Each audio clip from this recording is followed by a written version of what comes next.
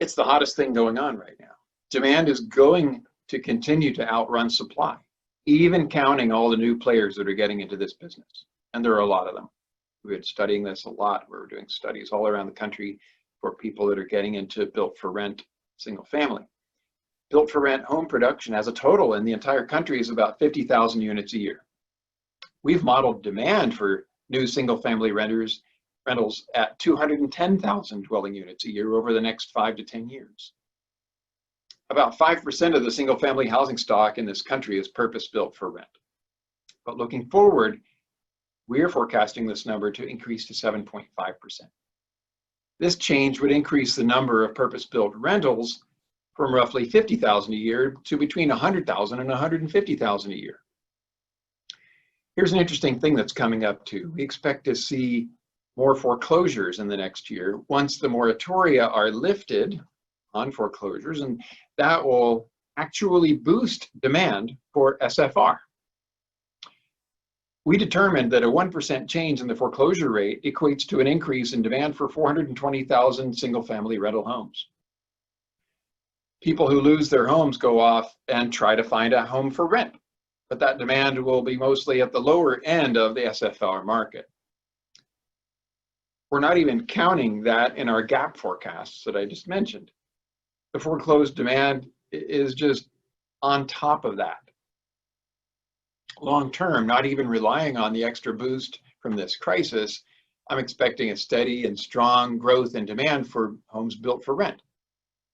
We're seeing product that better serves the needs of renter households, drawing households in some cases away from traditional multifamily product. Look across the entire country. We're seeing a real need all over. The demographic and economic fundamentals are there in just about every market in the country. So on one hand, you have the companies that are mostly buying homes that are already built. Invitation Homes, American Homes for Rent, now teamed up with JP Morgan, Tricon, and then that group, you've got a lot of family tenants. They stay in the homes for 3 years on average, and these homes are typically 1,200 to 1,400 square feet, renting for $1,500 to $1,800 a month. Now on the actual built for rent side, you have Next Metro is the largest, along with Christopher Todd, BB Living, and now they're tied in with Toll Brothers, Bungalows, AHV. These purpose-built developments get family renters too, but also singles and couples. The average unit size is smaller at about 900 square feet, and with rents in the $1,400 a month range, but rents are escalating fast. Some projects like Next Metro's Avila product in Phoenix are getting rent escalations north of 6 to 7%. And these units are sticky with high renewal rates. So that's another big draw, another big advantage of that type of product. And you're starting out with a premium of 16% over apartment comps right out of the gate. Our studies have found premiums over apartments of 24% after adjusting for unit size, age, and location. The industry is growing, but demand for single family for rent exceeds the ability of the market to deliver new supply. And while a few markets have begun to see increasing institutional ownership and build to rent activity, the majority of the supply is owned by mom and pop landlords. There's definitely an opportunity for more large scale investors to get into this segment, and we're starting to see that. JP Morgan most recently getting involved.